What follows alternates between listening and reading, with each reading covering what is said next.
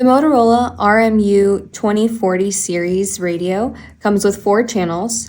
Out of the box, 2 channels are programmed, so we are going to add the additional 2 channels. Let's put the Motorola RMU2040 into programming mode. To do this, we want to push the push to talk button and the first top button on the side here. So we'll hold on to those, and at the same time, we're going to switch it on. Programming mode, channel 1. So it's in programming mode. Now we're going to click the push to talk button until we reach the active channels. Frequency 2. To change, press side button 1 or 2. Code 1. To change, press side button 1 or 2. Auto scan disabled. To change, press side button 1 or 2. Active channels 2. So we're going to stop here when it press side button 1 or 2.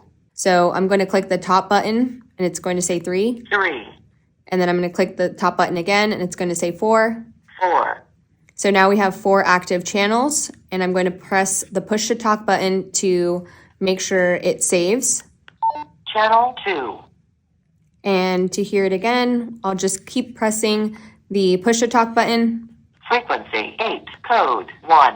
Auto scan disabled. Active channels 4. Perfect, and that's exactly how we press want it. Side button 1 or 2. So I'm just going to turn the radio off, and it should be programmed. Once we had changed it to 4 channels that are active and pushed the push to talk button, that saved it. So now when I turn it on, there should Battery be level medium, channel 2. There should be 4 channels in total. So to change the channels, we'll click the bottom one. Channel 2, channel 1, channel 4, channel 3. And that's how you change it.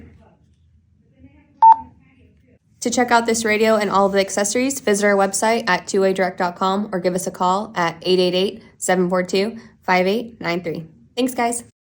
Don't forget to like and subscribe.